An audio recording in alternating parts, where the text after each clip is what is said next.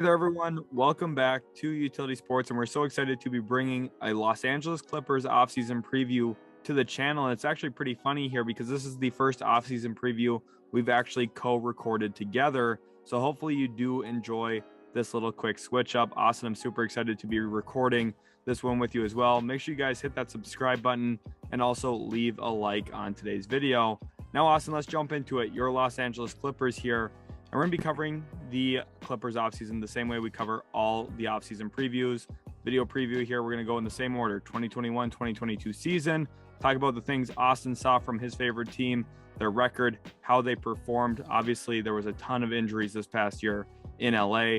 Then some key decisions to make, the NBA draft, what the Clippers could look for, NBA free agency, which I think is an interesting topic here for the Clippers. And Clippers quietly go under the radar this time of year, but they always make some good moves. And then we go into next season with both of our expectations and then the actual goals that this team should have. So Austin, here we are. This past season, 42-40. What's your initial thoughts on that, just given the injuries of this team? Yeah, I mean, this team definitely stayed afloat during the course of the season. There's a lot of things that could have derailed it. And honestly, in a very tough and competitive Western Conference, they were able to remain as a competitive team and really kept themselves in the mix all season long. Not having Kawhi Leonard all year long was a big deal. Obviously, Paul George missing, 50 games. That's a big deal. That's a lot for a roster to have to try to, absorb, collectively speaking. And considering that your team is completely built around these two stars, it's very tough to stay as competitive as they were throughout the course of the season. They were very, very aggressive as well in the Norman Powell trade, Robert Covington. Those were two big time acquisitions. Robert Covington definitely paid off during the course of the season, played very well and kind of reboosted his stock. If you remember a couple of years ago, he was being talked about being moved for 2 first-round picks. That was kind of the value you were looking at for a guy like Robert Covington. And all of a sudden, Norman Powell played a couple of games, gets hurt for basically the rest of the season. And, that kind of ended his stint. But when he was playing, he was very effective. And I think that the Clippers made a very, very good trade with Portland there. And honestly, I love what I've seen from the team as a whole this season. Yeah, it's really impressive. I don't think there's another team in the NBA that could really withstand the injuries that the Clippers withstood this year. Talking about Kawhi Leonard, even losing one of your top players usually ends a season for a lot of teams for the entire year. But then they lost Paul George as well, like you said, for those 50 games. And it's really incredible that this team finished not only in the playoff race, but they actually finished outright as the 8th seed had there not been a play-in tournament. Of course, the play-in tournament kind of went a little funky for them. Paul George tests positive for COVID before facing the Pelicans. They lose in a close one there. But the season didn't end the way they wanted it to, but I think there was a lot of bright spots here, specifically when you look at the youth there. Ty Lue found different ways to utilize different guys. And one I really want to highlight here, Amir Coffey, I know you're really high on him coming out of the U of M. He was a player who did not shoot the basketball at all and actually shot 39% from 3 this past year. Talk about his progression with the Agua Caliente Clippers to where he's at now.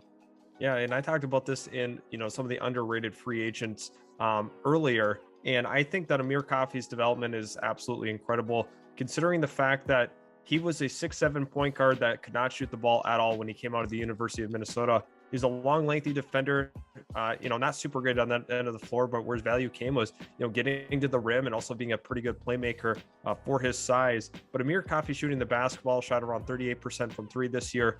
And that's a percentage that I thought was completely astronomical, to the point where I thought he would never, ever reach that in his career. His shot always looked weird, even at the collegiate level. In the G League, just wasn't able to figure it out. But at the NBA level, he has figured it out for sure. So Amir Coffey was a big bright spot for me. Finally getting an opportunity, definitely wouldn't have happened had Paul George and Kawhi been playing this year. But this really opened up the door for him to really kind of have a little bit more say, a little bit more usage rate in this offense, and just get a chance at the NBA level to show what he can do. Ty Lue put a lot of trust in him throughout the course of the season, and honestly, it paid off. And he was a big reason why they were able to stay afloat. Him and Terrence Mann as well. Another guy I want to talk about, Brandon Boston. This was a player that, if we look at the high school ranks, I think he was like the 7th ranked prospect in the entire nation. And there's a lot of expectations for him at the college level. Struggled mightily shooting the basketball, was super inefficient.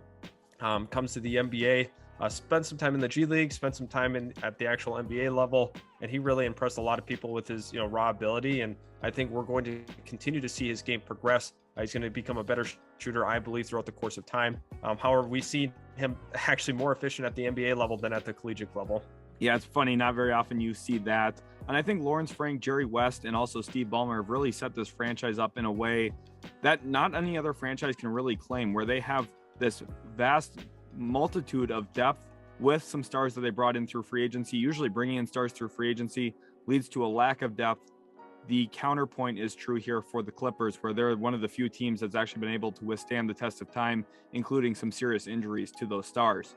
So now as we look forward at some key decisions, they've kind of already made some. The deal for Norm Powell, Austin, you talked about that, and Robert Covington, they got him extended, locked down. And the nice thing about those moves is set up to win now as well. Not only keep their season last year afloat, but they transition into this next year. Kawhi's going to be healthy, coming off of full season resting and recovering and rehabbing. And also, hopefully, Paul George will stay healthy.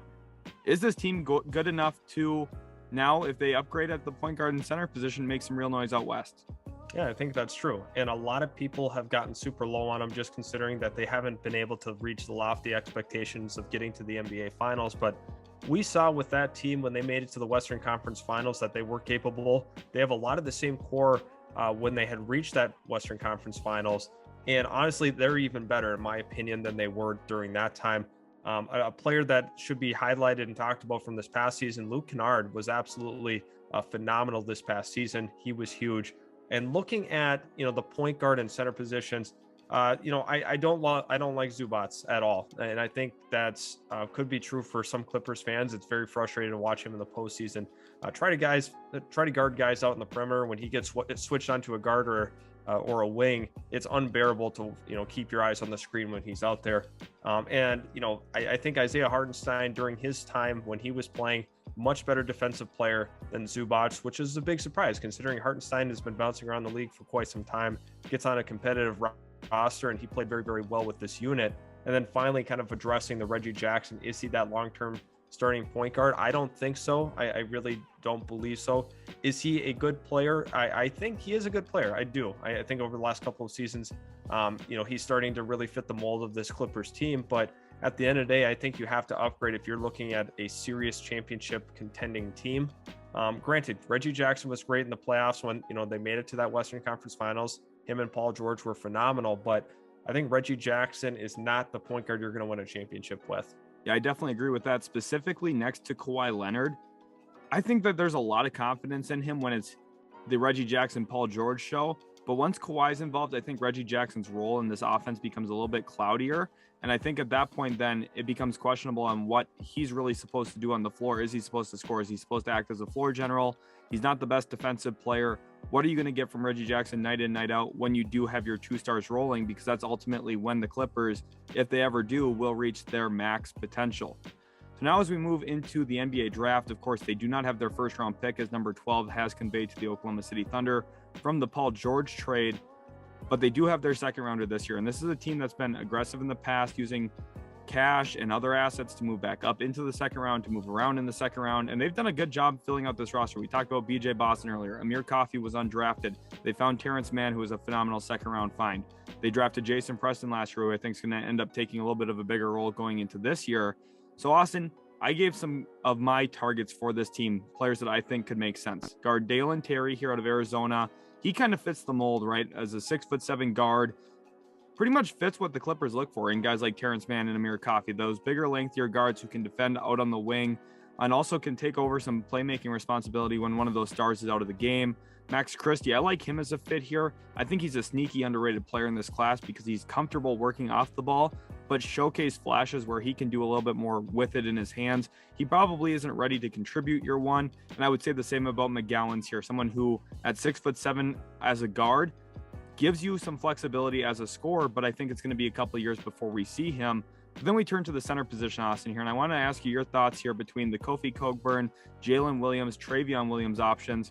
Is there a certain preference you'd want to go? Would you want to go with the big-time rebounder, the positional defender, or the passing-type big man here for the Clippers? Yeah, I think, it's a very, very tough one. I don't know if I love Kofi Cockburn's fit into what this team is going to be on that second unit. I just don't see that really working out. I mean, Trayvon Williams from Purdue is kind of interesting. Having maybe that tertiary playmaker on the floor at the center position is kind of intriguing, in my opinion. I think maybe that's, having a guy that's a ball mover rather than a ball stopper at that center position, to me, makes a lot of sense, especially with him being on that second unit. Yeah, I think that could definitely fill in. I think Jalen Williams as well is interesting for me because he's a little bit more mobile. Not that he's going to be great out in space defensively, but I think he's a little bit more competitive at least than what you currently have in Zubats. So for me, these are some of the best draft targets here. Comment section, let us know who you would prefer out of these 6.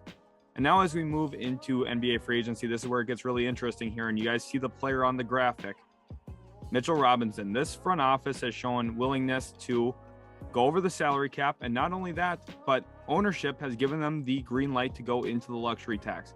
They have one of the highest tax bills every single year. Steve Ballmer is one of the richest men alive, which makes it really easy to go out and pay for a product he wants to watch.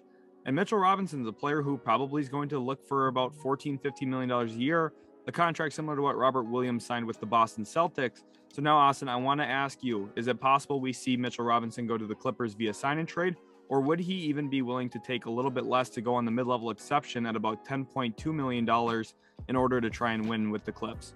I think you'd have to really facilitate a sign and trade because Mitchell Robinson's at the point in his career. I think he's less concerned about, trying to be a part of that championship team and rather than just trying to get the money he believes he deserves. So, looking at Mitchell Robinson, I think they could facilitate something. The nice thing is the Clippers have pretty good depth considering that, they've had to trade a lot of assets in that Paul George trade. And also they're up against the cap very, very tightly. But there are some of those nice young players they had drafted in the second round that could be of value to the New York Knicks. So I could see that being a potential outcome for the Clippers. We'll have to monitor that. And then other names on this list, Ricky Rubio coming off a torn ACL. Does he fit the bill for you for a playmaking type point guard off the bench, or do you expect Jason Preston to kind of grow into that? Yeah, I mean, I think the vision was Jason Preston was going to have to be that point guard, considering he was injured the entire season. Very, very difficult to, kind of monitor his progress, in terms of speaking in basketball terms. But, health-wise, hopefully he's back to where he needs to be. And honestly, I think they're going to try to run it back with him. Ricky Rubio would be, a great fit for this team. However, I think they're going to try to go with the, very, very inexpensive option in Jason Preston. Very interesting. And then the last player on this list, Chris Boucher, his market's going to be pretty strong, so it's going to be difficult to land him. But I think everyone knows how switch heavy the Los Angeles Clippers are, specifically come postseason time. They like to switch everything, specifically out on the perimeter. And maybe Boucher as a small ball center type option gives them a little bit more length, and he's got really good intangibles out on the perimeter in terms of his ability to contest shots out there on all 3 levels as well. He's pretty good around the rim defensively. Do you think that would be a fit there? Again, it's probably not likely the Clippers land him, but I think he'd probably be one of the top candidates for them if they could.